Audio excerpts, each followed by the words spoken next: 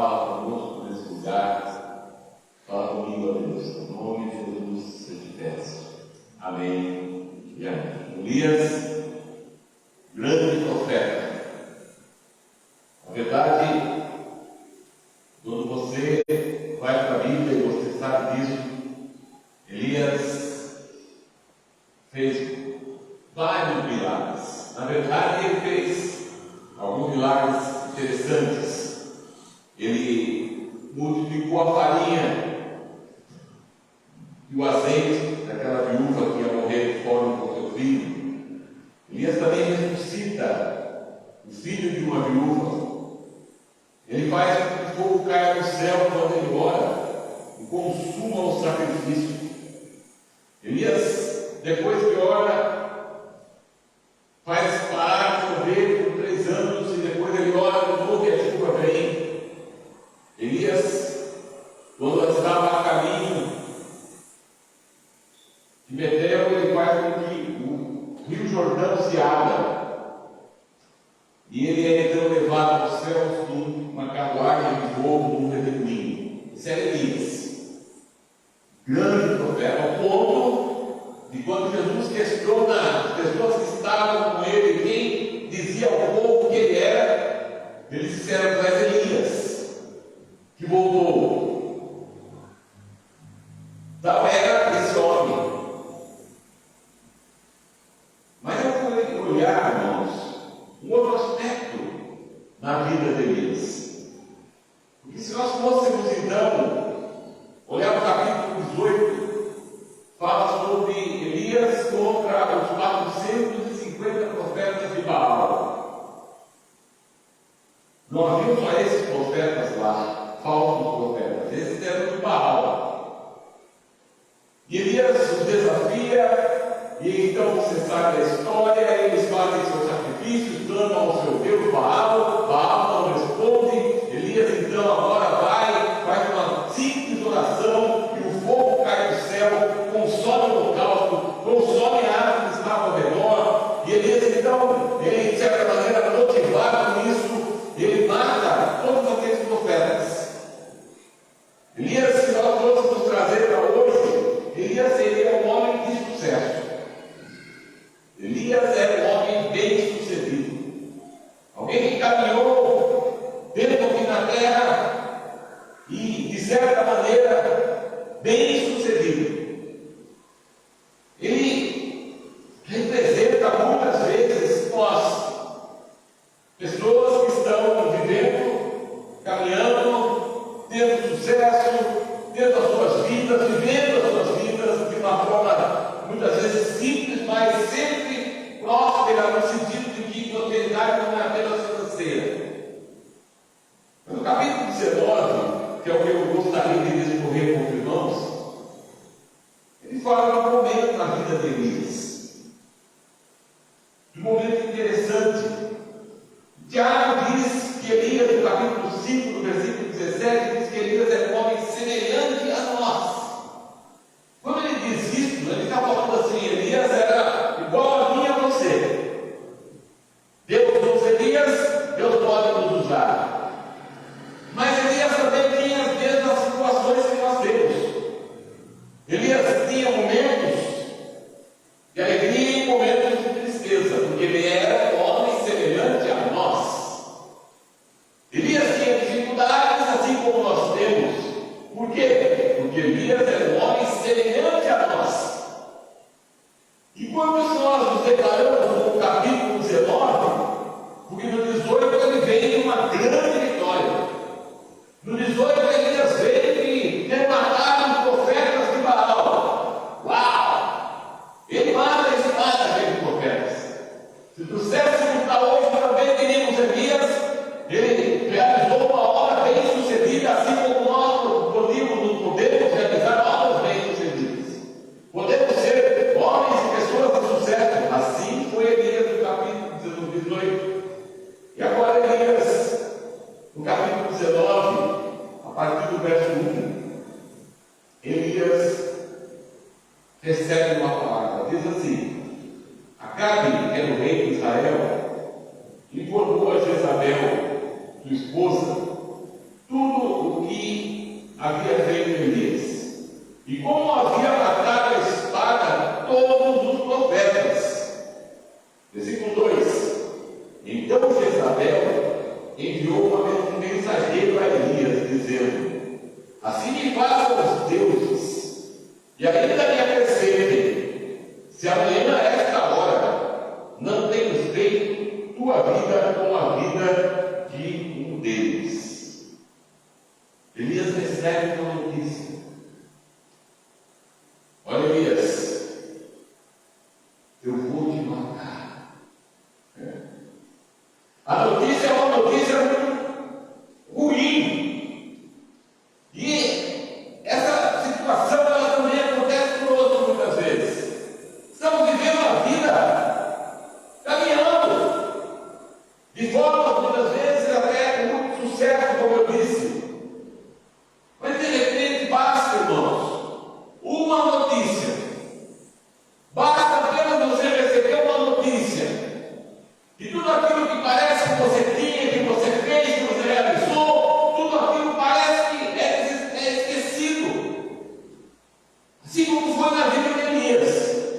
E o versículo 3 diz que Elias temeu, diz assim, e ele teve temor. Elias, diante dessa notícia, Elias temeu. E eu fui pesquisar a palavra temor. E a palavra temor significa um sentimento de medo do futuro. Elias sentiu medo do futuro, ele temeu. Aquilo que ainda não estava acontecendo, mas certamente podia acontecer. E essa também, de certa maneira, é a nossa situação. Diante de uma situação, diante de uma notícia, nós tememos. Nós ficamos com medo do futuro. Só que esse temor, ele traz consigo algumas coisas. Esse sentimento, ou esse temor, ele resulta em duas atitudes que nós podemos tomar, assim como Elias tomou. Versículo 3 diz assim: E ele teve temor, e se levantou e fugiu para salvar a sua vida. E chegou a Berseba, que era de Judá, e deixou ali seu servo. Esse sentimento que Elias teve, ele pode ser ou resultar na nossa vida duas atitudes. A primeira atitude é a atitude de paralisação ou incapacidade de ação diante do problema. Muitas vezes, o temor, ele vai nos paralisar. Você não vai conseguir fazer nada. Você vai ficar diante dele, porque ele paralisa. E o segundo resultado desse temor em nossa vida é a fuga e tentativa de se afastar do problema. Então, o temor tem basicamente, agimos mediante ele de duas formas. Ou ele nos paralisa e nós então não conseguimos fazer nada, ou nós fugimos, como foi o caso de Elias. Elias fugiu do problema. Ele fugiu. Se você ler os versículos todos, eu não vou ler porque não dá tempo aqui, mas eu quero mostrar para você que esse sentimento de temor, ele vai na vida de Elias assim como vai na nossa vida, causando algumas coisas. Versículo 4 diz assim: E ele foi só ao deserto até aqui. Elias deixa seu servo num lugar e vai no deserto. Quando o sentimento de temor cresce, ele pode se transformar em outra coisa que nós chamamos de depressão. Quando o medo do futuro cresce dentro de nós, assim como cresceu na vida de Elias, porque ele era um homem semelhante a nós, esse sentimento se torna um sentimento de depressão.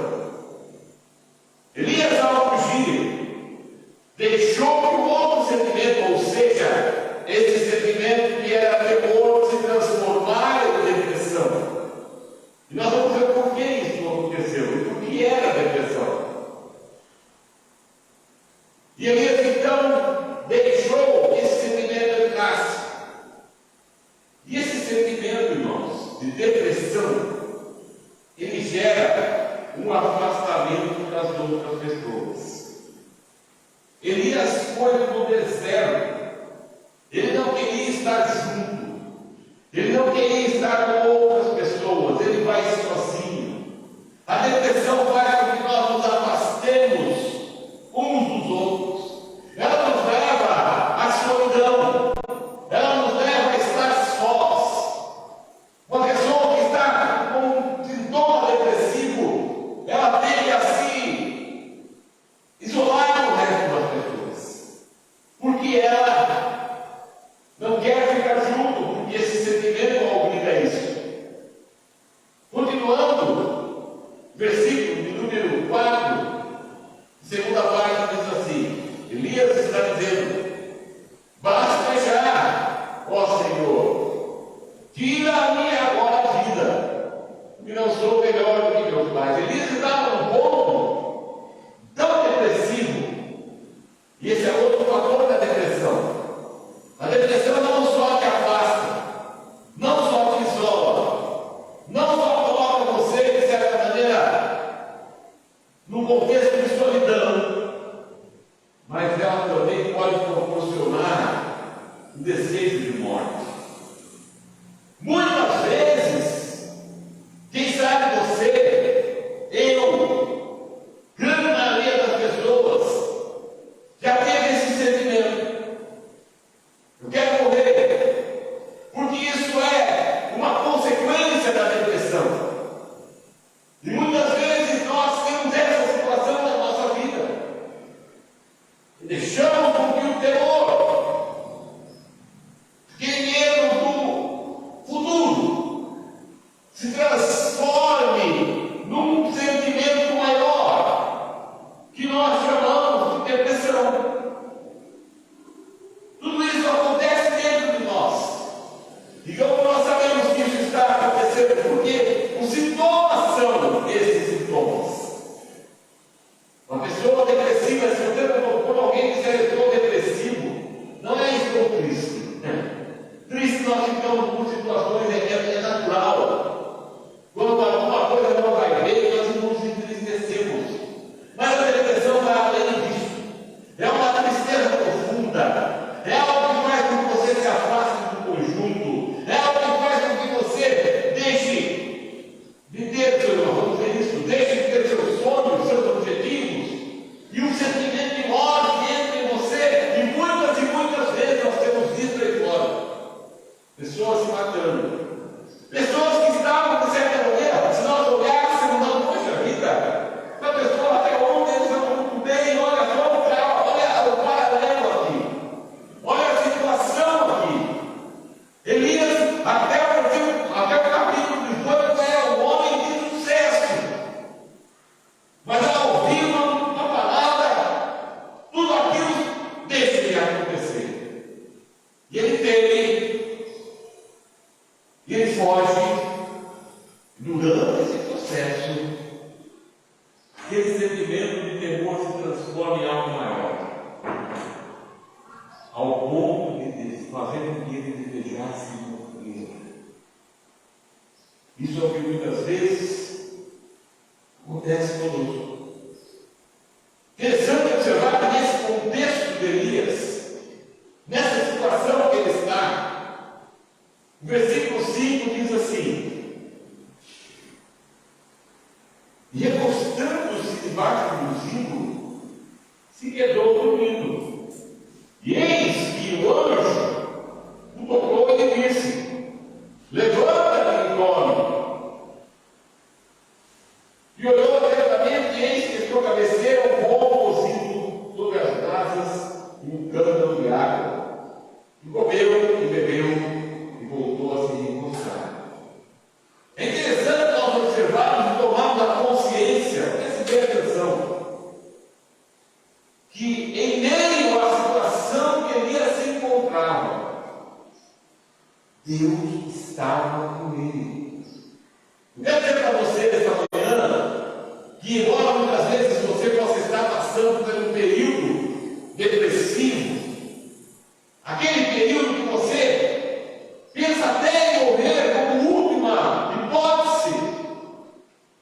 Quero dizer para você que Deus está com você. Amém? Deus está com você, assim como estava com Elias. O fato de Deus estar com ele não tirou do seu processo. Mesmo dentro do processo depressivo, Deus estava com ele. Eu quero dizer mais uma vez isso aqui. Mesmo que você esteja passando por um período terrível na sua vida, Deus está com você. Amém? Deus está com você. Deus nunca abandona os seus profetas. Não só está presente, assim como o anjo estava ali do lado de Elias, mas ele preparou um bolo. Elias acorda e vê uma pedra, um bolo quente preparado ali e água. E a Bíblia diz que Elias comeu e bebeu e se recostou de novo. E ele foi cutucado novamente pelo anjo. E a Bíblia diz que com aquela comida e com aquela bebida, ou seja, com aquele bolo e com aquela água, Elias andou 40 dias e 40 noites. Deus não só está conosco, mas Ele também nos capacita. Amém? Ele nos dá condições para enfrentarmos a situação. Aleluia! É interessante ver a vida desse homem. O que espera a nossa vida, irmãos. Agora nós precisamos também aprender com ele. Não só dizer que ele é igual a nós. Embora ele fez muitos milagres, ele era semelhante a nós. E Deus estava com Elias.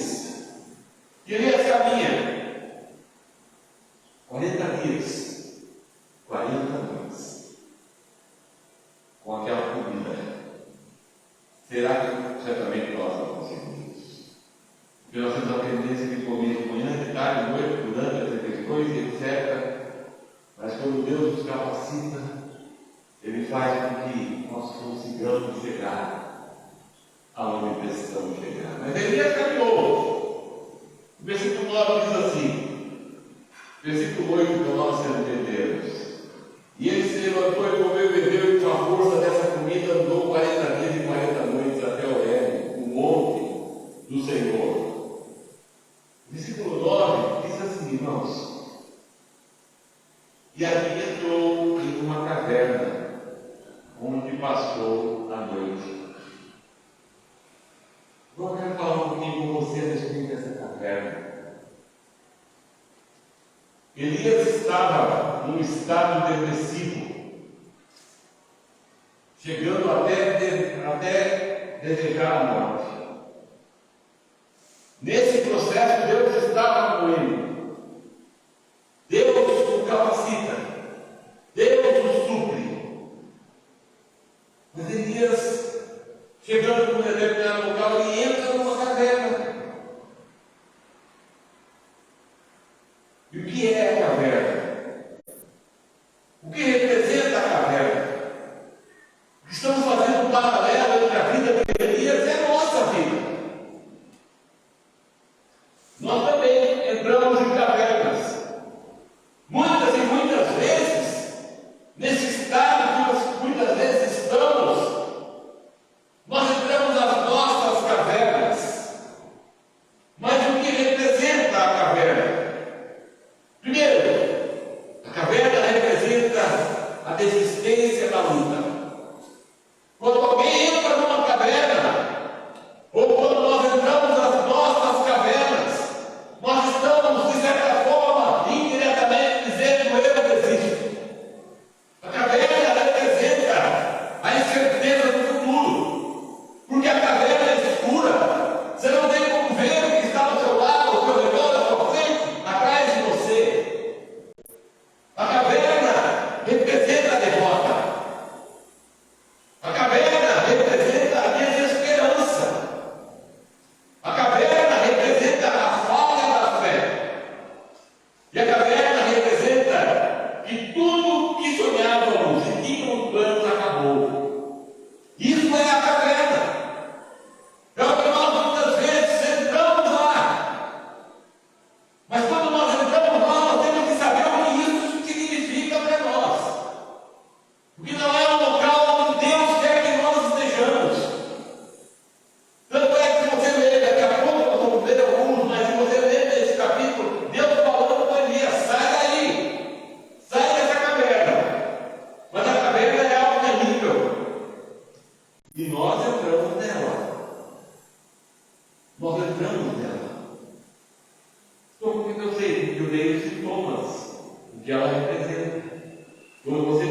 da luta, quando você não tem mais certeza do futuro, quando você se sente derrotado, quando a desesperança toma conta de você, quando a sua fé falha, porque ela falha.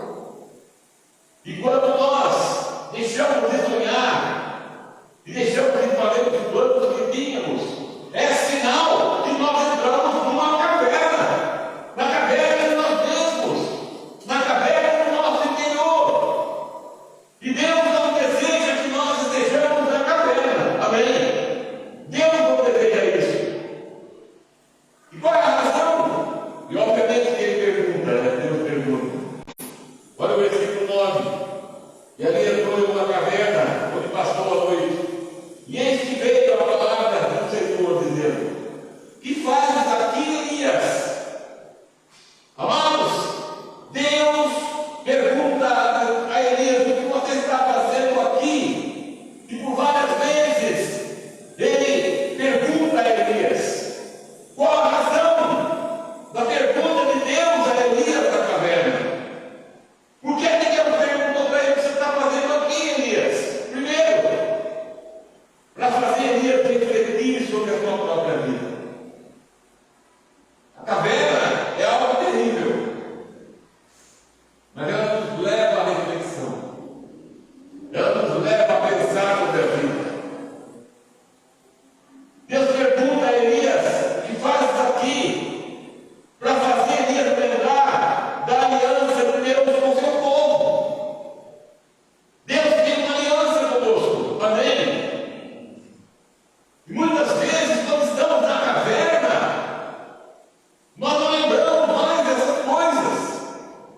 Certamente ali Elias não lembrou do dia anterior, no capítulo 18. Ele não se lembrou que ele matou 450 profetas de Baal. Ele não se lembrou que, numa simples oração, Deus responde. Responde.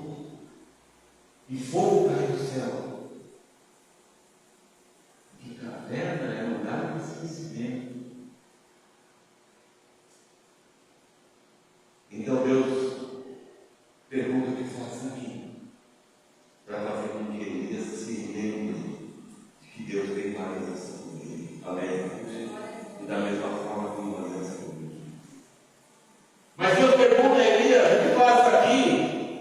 Para mostrar a Elias que ele não está sozinho, mesmo estando na caverna mais uma vez, mesmo que nós cheguemos ao fundo da caverna, Deus estará conosco e sempre Ele vai perguntar a mim e a você: o que é que você está fazendo aí? Porque essa é a nossa tendência. Temos essa tendência, isso se chama depressão. Qual é a vontade de Deus para com Elias? Versículo 11. E Deus disse: sai e põe-te de pé. Sai daí. Deus está falando nessa manhã: você que está na caverna, você que deixou se levar, você que está depressivo, você que está no estado emocional depressivo e entrou numa caverna, Deus dessa manhã está dizendo assim para você: sai dessa caverna. Amém? Sai dessa caverna. Aleluia. Versículo 11 diz, provavelmente ler: sai e põe-te de pé. Deus desejava restaurar Elias. E como é que Deus fez com que Elias saísse da caverna? Versículos de 11 a 13 diz assim: e eis que o Senhor passava, estou continuando a leitura, e um grande e poderoso vento destroçava as montanhas e fendia as penhas diante do Senhor. Porém o Senhor não estava no vento. Depois do vento houve um terremoto. Porém o Senhor não estava no terremoto. Depois do terremoto houve um fogo. Porém o Senhor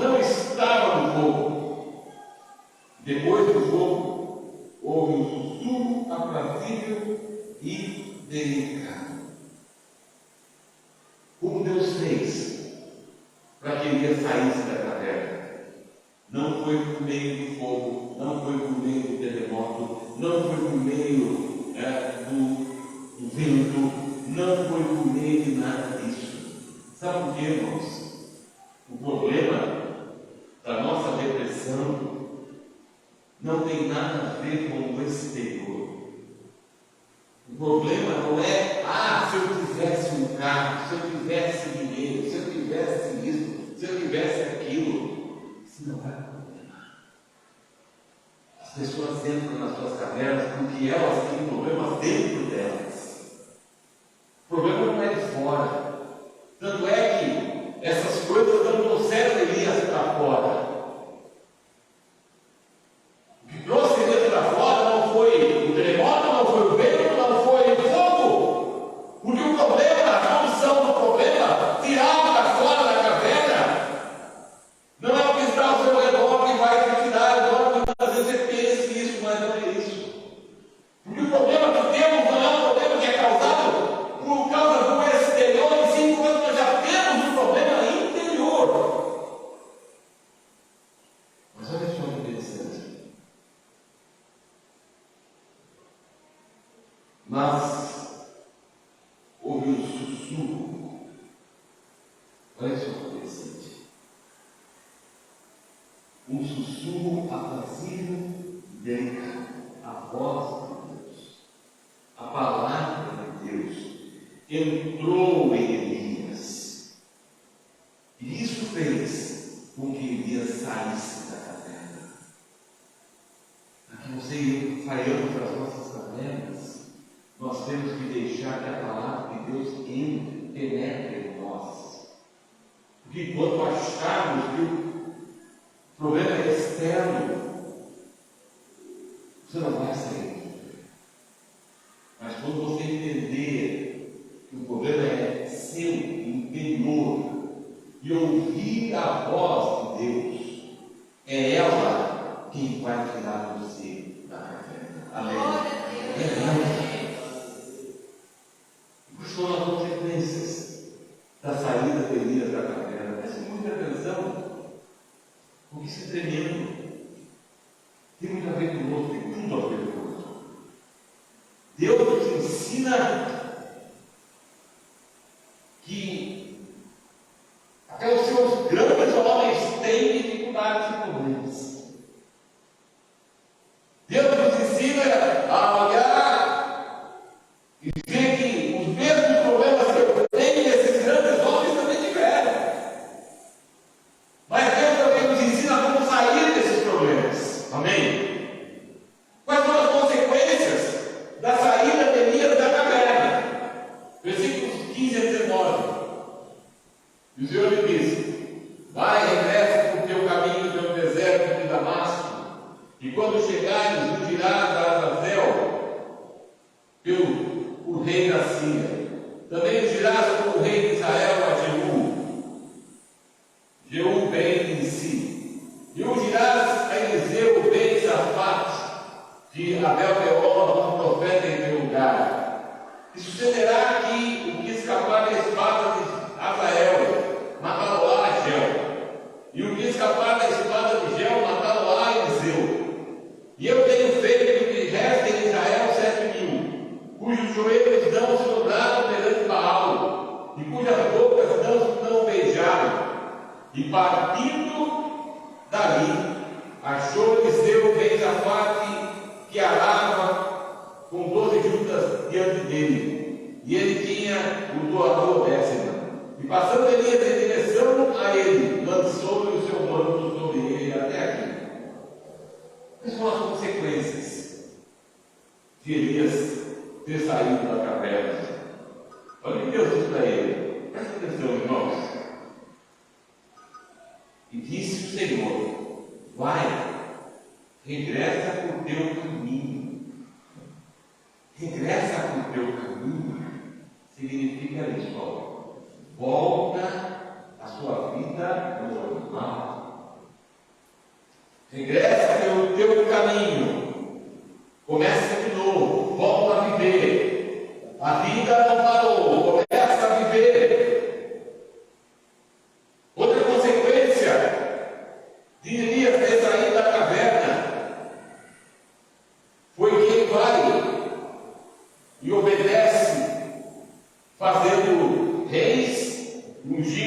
profetas, Elias tem atitudes ousadas de fé. Atitudes ousadas de fé. Não é só atitudes de fé, mas atitudes ousadas de fé. Amém? Quando nós saímos da caverna, Deus está dizendo assim: olha, eu quero que você tenha atitudes ousadas de fé. Não são apenas atitudes de fé, são atitudes ousadas de fé.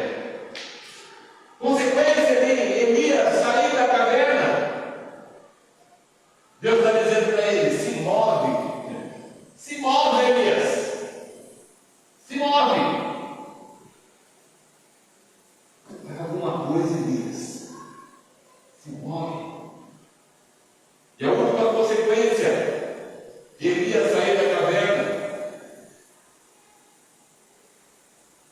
se você ler o texto, você vai ver que esses homens aqui mataram outros. Deus, Ele deseja que nós tenhamos vitória sobre os nossos inimigos. Amém?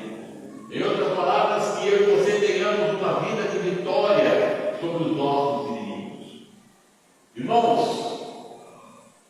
eu gostaria de encerrar dizendo o seguinte: muitos de nós que estamos aqui estamos passando pelo mesmo problema que eles. De certa maneira, fomos sucedidos, bem sucedidos, estamos vivendo a vida, temos vitórias, estávamos bem, indo bem. Mas de repente algo aconteceu. Nós entramos também, nós deixamos que essa situação de caminho entrasse na nossa vida. E assim como Elias, nós também tememos e deixamos que esse temor cresça e entre o mesmo problema que Elias entrou. Entramos nas nossas cavernas. Mas essa manhã, Deus deseja a mesma coisa que Ele desejava antes, que saiamos das nossas cavernas. Amém? Amém. Porque se ficarmos nela, não há nenhuma esperança para nós. Deus é isso. Precisamos fazer como Elias fez. Precisamos ouvir a voz de Deus através da sua palavra. Precisamos sair e obedecer a Deus naquilo que Ele diz para nós fazermos. Muita gente já está morto, emocionalmente falando. Perdeu porque entrou na caverna. Sua motivação foi embora, seus sonhos foram embora, seus objetivos foram embora, sua alegria foi embora, tudo foi embora. E o fim é morte. Não só física, mas principalmente espiritual. Deus está dizendo essa manhã: que faz? O que você está fazendo aí? Quando nós obedecemos a voz de Deus, Ele nos diz assim: volta à sua vida normal. Tenha atitudes ousadas de fé. Se mexa, se mova e tenha